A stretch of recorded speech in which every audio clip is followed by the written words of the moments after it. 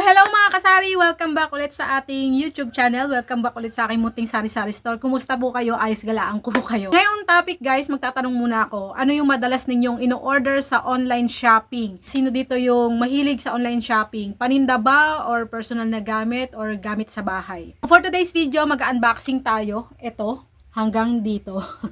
Hanggang sa baba, meron yan. Mag-unboxing tayo habang nagkukwentuhan tayo tungkol sa isang comment doon sa post ko sa group of sari-sari store owners. So may nag-comment kasi doon sa post ko na may caption ako doon, kung ayaw mong malugi yung tindahan mo, siguraduhin mong hindi mas malaki yung gastos mo kaysa sa kinikita mo. So tama naman, 'di ba?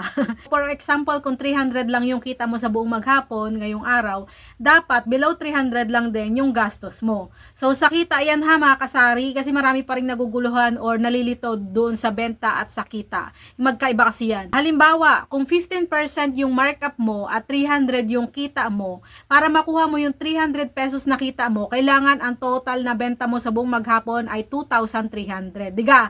So bakit? Dahil ang puhunan mo doon ay 2,000 pesos. Kaya ang total selling price mo dapat ay 2,300. So, ganyan dapat kasari. Hindi po kung anong laman ng kaha mo ay lahat pwedeng gastusin. Kasi karamihan doon sa laman ng kaha mo na pinagbentahan ay puhunan mo. Tapos, may nag-comment doon, stop using online shop. So, tama naman si kasari. Diba? Tama naman na talagang masama na yung epekto ng pag-online shopping, itigil na. Totoo naman. Kasi marami talagang nalulugi dahil sa pag-overspend o sobrang gastos dahil sa online shopping. At naapektuhan yung tindahan dahil minsan yung sa benta ng tindahan kinukuha. So, pag-uusapan natin yan ngayon habang nag-unboxing tayo ng mga orders ko na bagong deliver. So, tanong ko, base sa inyong opinion, ang online shop ba talaga ang dahilan ng pagkalugi? Comment down below. Binubuksan ko na yung unang parcel na na-receive ko. Ito trending na trending to sa ano, 'di ba? Sabi ko sa inyo panapanahon may mga nagte-trending. Ngayon ito nagte-trending ito sa ating group na bagong paninda na kinaaaliwan ng mga customer. Itong Choco Crunch na Momon. 330 grams ito guys. Ito yung pinakamura. Dalawang klase ito. So mamaya ipapakita ko sa inyo yung isang klase. So ito nilalagay sa cup ng ating mga kasari tapos binibenta ng retail. Para ma-afford ng mga bata ay ilalagay sa cup, lalagyan ng spoon, para pwede mo ibenta ng 10 pesos, 15 pesos, depende kung gaano kalaki yung cup mo. So, ito siya, oh. Para siyang easy layon. Parang cereal siya, pero may chocolate syrup na siyang kasama. Sunod na parcel, guys. Ito ay 6 parcels yata to. Iba dito ay items na mas mura kung nakuha sa online kaysa sa physical store. Yung iba naman, wala sa mga physical store. Katulad ditong Momon. Yan, wala yan ako makikita yan dito. Sa online mo lang talaga siya mabibili. Kung talagang gusto mo magtinda niyan, o order ka talaga, wala kang choice kundi umorder kung talagang gusto mo na kakaibang paninda. Ibang items talaga mga kasari ay mas mura kung nakukuha kumpara doon sa mga wholesaler or tindahan dito sa amin.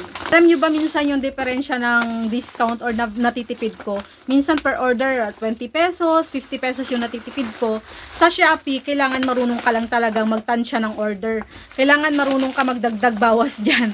Ayan, kailangan ma-meet mo yung minimum para may free shipping ka at may discount voucher ka sa Shopee. Pag sobra naman at may shipping fee na dahil sobrang dami na nang nilagay mo sa cart, kailangan mo naman bawasan. Yung unang order ko, ito ay in-order ko sa Fias. Ito naka-order na ako nito dati. So, panibagong order kasi ang bilis na ubos nitong order ko. Itong parang milk tea na gami ang loob, guys. Ayan, 6 pesos ang benta ko nito. Pang ilang order ko na rin itong sour ghost sugar. Ayan, mabentang mabenta. 6 pesos yung benta ko.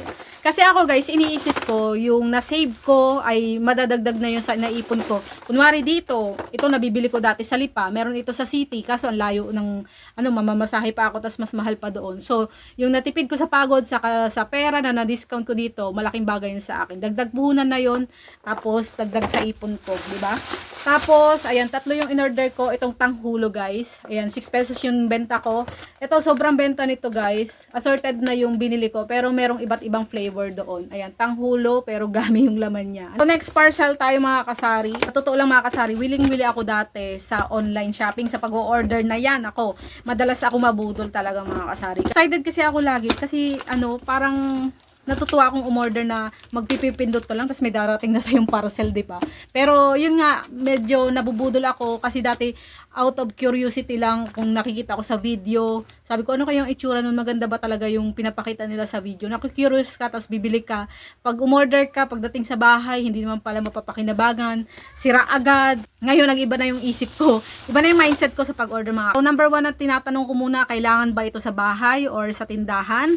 So, ito guys, share ko lang sa inyo. Itong Milo Champ Bites. Nagkaroon siya ng stock sa TikTok kaya nag-place order agad ako. Sinare ko to sa group of sari-sari store owners para maka-order din sila kasi laging out of stock ito. So, dalawang 32 pieces yung in-order ko mga kasari. Pwede ko na siyang ibenta ng 10 pesos, may tubo na sa 10 pesos. Kasi less than 9 pesos yung puhunan nito mga kasari. May discount kasi ako nung in-order ko yan. So, galing to talaga sa mismong Nestle. Sa mismong Nestle lang kayo umorder kasi may nagbibenta rin doon na ibang shop. Mas mahal siya. Pero lagi siyang may stock. Antayin nyo yung mismong Nestle mag-live kasi mas mura talaga sa Nestle. Pag sa mga legit online shop kayo, may iwasan yung mga fake katulad ng mga Magic Sarap. Nestle lang talaga kayo umorder. Pag may nakita kayong mura, wag na wag kayong umorder kasi possible na baka fake yun, di ba? Fake. And guys, kung matsambahan nyo na mayroong ganitong item sa TikTok, sa Nestle, umorder na agad kayo kasi mabilis talaga siya mag-out of stock.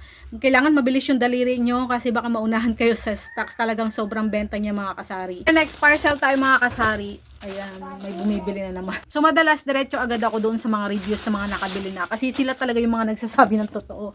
Pag may defective yung items, pag maraming ganun na reklamo, ay autopass na ako sa item mga kasari.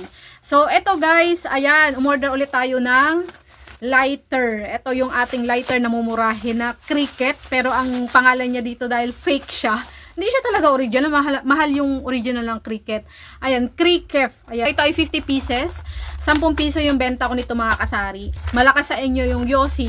Samahan nyo rin ng lighter. Kasi ang laki ng tubo dito. Ayan, wala pang 300 pesos. 10 pesos yung benta ko. So, may benta ko to 500 pesos. Siguro, ang kita ko dito kulang-kulang sa kalahati ng puhunan. So, ito guys, di ko na tinitesting. Pag may bumibili lang, saka ko lang siya tinitesting. Kasi pag lagi mo titestingin, mababawasan pa ang laman. Baka pagdating kay Suki, ay wala nang laman. So, pag may bumibili lang, pinapakita ko sa kanila na gumagana yung lighter. Huwag kayong magbenta ng mga ganito na hindi nyo tinitesting. Para may ebidensya, o tinesting ko yan. Hindi yan sira, gumagana yan, may laman. Kasi baka mamaya ibalik nila, diba? Tapos walang laman. So ako guys, madalas akong nagtitingin-tingin ng mga post doon sa group of sari-sari store natin. Yung mga organic post lang, yung mga hindi nagpo-post dahil for affiliate.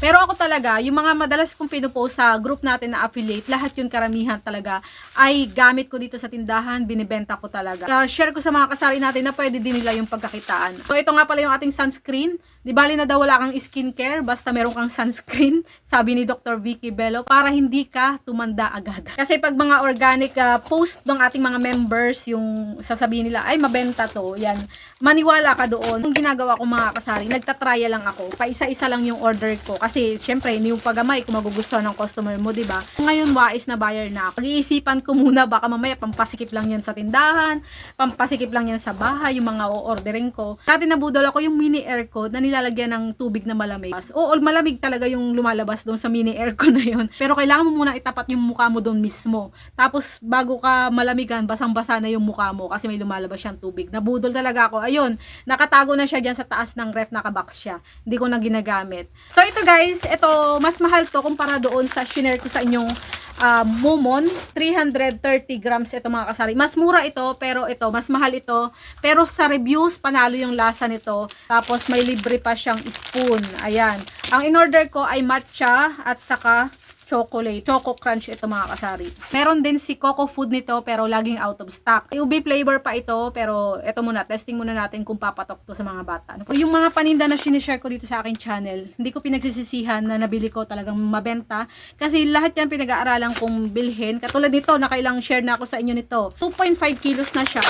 Cola at saka rainbow yung in-order ko kasi ito yung mabenta mga kasari. So, dinalawang flavor ko, dalawang 2.5 kasi mas mura yung puhunan pag dalawa yung in-order mo. Yung lahat ng sinishare ko sa inyo mga kasari, talagang mabenta yon.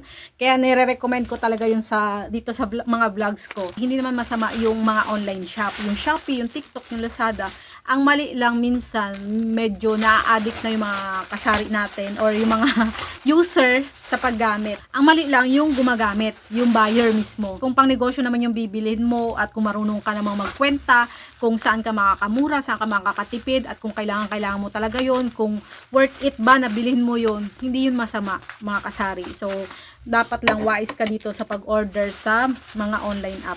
Ganito ang ginagawa ko para mas wise pa rin ako. Kasi may mga items pa rin talaga na mas mura sa physical store at may mga items din na wala sa online. Katulad nitong mga kono na to. Bago lang yan. So, pag bago lang, wala pa yan masyado sa mga palengke. So, kapag pumupunta ako sa wholesaler mga kasari, naka-open din, na-share ko na yun sa inyo, naka-open din yung mga shopping apps ko. Habang tumitingin ako ng mga paninda doon, nagko-compare ako sa presyo sa online app saka dun sa physical stores ng mga presyo. Pero minsan, 'di ba, may mga grocery store or mga wholesaler, mga tindahan, wala silang signal sa loob. Hindi ko alam kung may mga signal blocker ba yung mga supermarket or mga wholesaler na yun. Pag nasa loob ka, wala talaga, hindi ka makakonect sa internet. Kaya mapapabilit na lang talaga ako na hindi ako nagko-compare. So pag uwi ko dito, pag check ko sa online, minsan mas mura pala sa Shopee, sa TikTok, 'di ba? Minsan naman parehas lang yung presyo, minsan naman mas mura sa physical store. Kaya ang saya-saya ng pakiramdam pag nalaman mo, ay mas mura yung bili ko, 'di ba? Masarap na nakatipid ka. Ang sarap kaya sa pakiramdam. So ito yung ating butane gas, umorder ulit ako. Huwag kayong matakot umorder sa online kasi madalas may mga discount talaga 'yan. Saka din, meron may mga return refund diyan. Change of mind, pwede mo ibalik yung item pag nagbago yung isip mo basta valid. Pwede ring ibalik yung mga damage, huwag kayong mag-alala. Pwede nyo yung ibalik, basta videohan nyo lang yung pag-unboxing. Kaya ako lagi kong sinishare habang nag-unboxing ako. Para kung may mali man, may diferensya yung products naka-video. So, ang tip ko sa inyo, ganito. Pag natanggap nyo, videohan nyo yung pag-unbox nyo. Tapos, pag natanggap nyo na, huwag nyo muna pindutin yung receive sa app. Ayan, 'di ba? Minsan may nakalagay dong receive pag natanggap mo na. Huwag niyo munang pindutin at huwag muna kayo mag-rate. I-check niyo muna, bilangin niyo muna kung tama yung quantity, tama yung description, tama yung product. Inspect niyo kung may damage. Kasi ganito, kapag pinindot mo yung receive at nag-rate ka na, mahirap na mag-refund. Hindi na yan mapaprocess kasi wala nang option doon kasi na-receive mo na. Ibig sabihin, wala ka ng reklamo, tinanggap mo na yung item. So, doon naman sa nag-comment na stop using online shop, I respect your opinion naman doon sa comment niya. Nirerespeto natin yon. Tama ka din naman, pero depende pa rin kasi sa paggamit. Ayun, katulad ng sabi ko. Kasi sa panahon ngayon, uso na talaga yung online shopping. Kailangan makisabay na tayo, lalo na kung may mga negosyo tayo, katulad nito ng sari-sari store na nangangailangan ng iba't ibang produkto para makaakit ng mga customer. So, ang tanong lang, paano natin gagamitin ng tama yung pag-order o yung mga apps na yan? Kasi hindi porket online shopping yan, automatic gastos na agad yan. So, depende sa disiplina ng buyer. Kasi minsan may addiction din talaga yan, di ba? Lalo na sa atin mga kasari, kung negative yung kita natin sa pagtitindahan, pwede ka pa rin gumamit ng online apps. Basta pang paninda ang bibilhin natin. Pero kung pang personal yan at wala namang babalik na kita sa atin, iwasan muna natin yan. Unahin muna natin yung may babalik na kita. So, online shopping tips ko naman sa inyo, i-claim lahat nyo yung voucher doon na nakalagay sa online apps. I-claim nyo yon, i-follow nyo yung seller kung may extra discount pag pinalo mo sila. Di ba meron ganon? Pag pinalo mo sila, may discount ka. Tapos, i-unfollow mo na lang after ka makapag-order. So, ganun yung ginagawa ko. So, iwasan yung impulse buying. Ang ibig sabihin yan, yung bili ka ng bili nang hindi mo pinag-iisipan. So, ayan mga kandindera, yun lang gusto kong sabihin. Hindi masama yung pag-order sa online shop. Minsan malaking tulong din ito sa atin. Kasi dito tayo nakakakuha ng kakaibang paninda na wala sa ibang tindahan at dahilan para makahatak tayo ng mas maraming mamimili.